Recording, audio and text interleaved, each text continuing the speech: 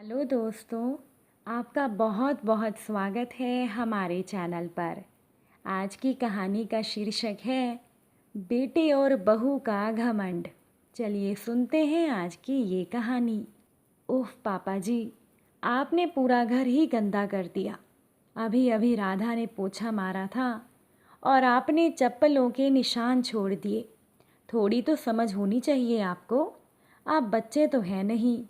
बहू सलोनी के मुंह से ये शब्द सुनकर प्रकाश जी हतप्रभ से खड़े रह गए। कैसे पुलिस की नौकरी में सिर्फ उनकी एक आवाज़ बड़े से बड़े मुजरिमों को हिलाकर रख देती थी, और आज उनकी बहू उन्हीं के घर में इतना सुना रही है।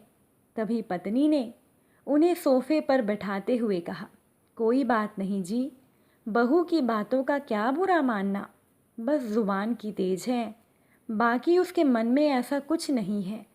प्रकाश जी ने पत्नी की आंखों में देखा, जैसे पूछ रहे हों सच में, और फीकी सी हंसी उनके होठों पर तैर गई, लेकिन आंखों के कोर थोड़े से नम हो गए।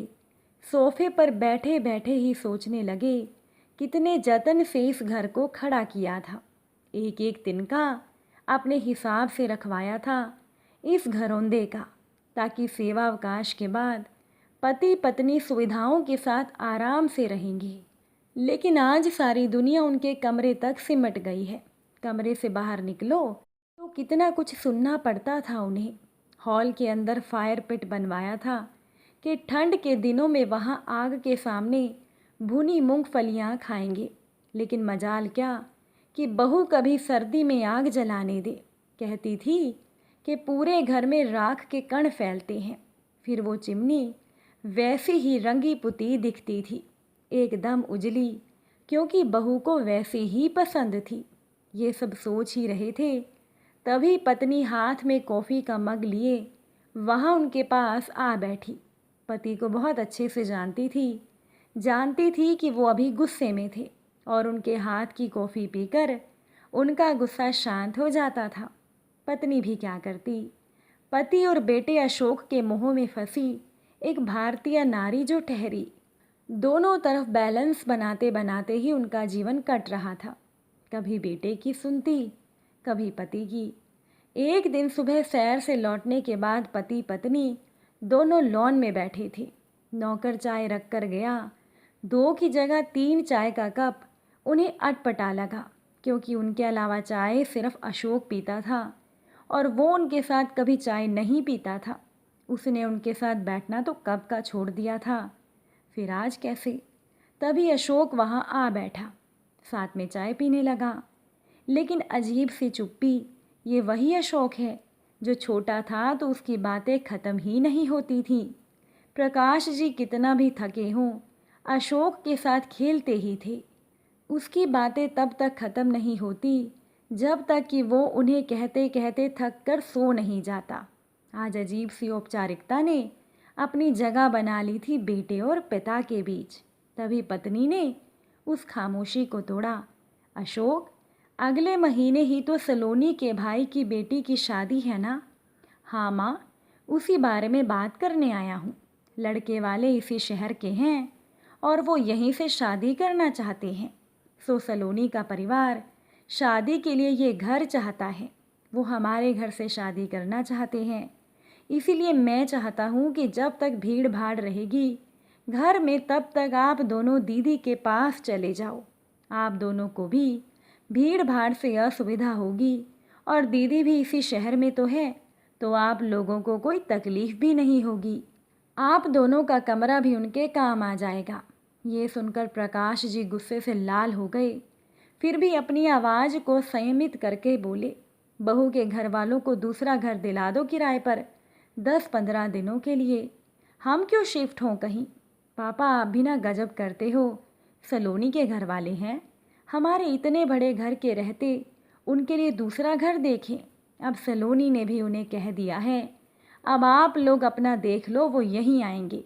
कहकर अशोक एकदम से अंदर चला गया। अंदर से बहू सलोनी की आवाज़ भी आने लगी। लग रहा था कि वो सब कुछ सुन रही थी, और उसे प्रकाश जी की बात अच्छी नहीं लगी थी। आज पत्नी की आंखों से आंसू बह रहे थे। और प्रकाश जी ने उन्हें अपना कंधा दिया, जैसे कह रहे थे कि अभी मैं हूँ, सब ठीक कर दूंगा। दूसरे दिन शाम प्रकाश जी सैर से आए तो पत्नी ने बताया कि बेटा बहू और बच्चों के साथ छुट्टियां मनाने अपने ससुराल गया है। और बिना बताए प्रकाश जी मुस्कुराने लगे और बोले, देख पगली, यही बच्चे थे जिनके लिए तू मुझसे लड़ती थी, जिनके लिए जाने कितनी रातें हमने जाग कर बिता दी। आज वो हमारे घर से हमें ही जाने को कह रही हैं। कोई बात नहीं, मैं भी इनका बाप हूँ, कहकर अंदर चले गए। एक हफ्ते के बाद अशोक परिवार के साथ लौटा तो दरवाजे पर ताला लगा था।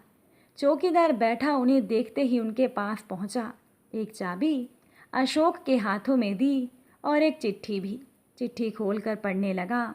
वो खत प्रकाश जी का था, अशोक के नाम पर। लिखा था, अशोक, मैं और तुम्हारी माँ रामेश्वरम जा रहे हैं, 1 महीने बाद लौटेंगे। ये जो चाबी है तुम्हारे हाथ में, वो घर की चाबी नहीं है, वो एक दूसरे फ्लैट की चाबी है जिसमें तुम सभी का सामान रखवा दिया है। वो फ्लैट मैंने बहुत पहले ख़रीदा था, तुम्हें नहीं बताया था। पौश इलाके में है, तुम लोगों के लिए अच्छा है। अगर अच्छा ना लगे तो अपने हिसाब से घर ले लेना। ये घर मेरा और तुम्हारी माँ का है और हमेशा ही रहेगा। इसमें से हमें कोई निकाल नहीं सकता। अभी तक सब कुछ बर्दाश्त करता रहा था क्योंकि तुम्हारी माँ खुश रही, लेकिन अब तुम्हारी बातों से उसकी आंखों में आंसू आए, ये मैं बर्दाश्त नहीं कर सकता। ये हमारे सपनों का घर है जिसमें हम अपने बच्चों और नाती पोतों के साथ रहना चाहते थे, लेकिन शायद ईश्वर को ये मंजूर नहीं था और तुम लोगों को हमारा साथ पसंद नहीं था। वो घर मेरे और माँ की तरफ से तुम लोगों के लिए आशीर्वाद स्वरूप है। इच्छा होगी तो रखना, वरना वापस कर देना। माता पिता होने के नाते हम अपना आत्मसम्मान नहीं खो सकते। हमारे बाद ये घर ट्रस्ट का होगा जो यहाँ वृद्धाश्रम बनाएंगे। इस घर पर तुम्हारा या तुम्हारी बहन का कोई अधिकार नहीं होगा। मैंने ये बात तुम्हारी बहन को भी बता दी है और वो मेरे इस फैसले से खुश है। उम्मीद है तुम भी होंगे। तुम सब खुश रहो।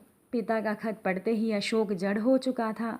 आंखों में आंसू थे, लेकिन ये पता नहीं कि वो आंसू पश्चाताप के थे या बड़े से घर को खोने का, या फिर इस घमंड के टूटने का कि पिता की जायदाद अंत में बेटे की ही होती है।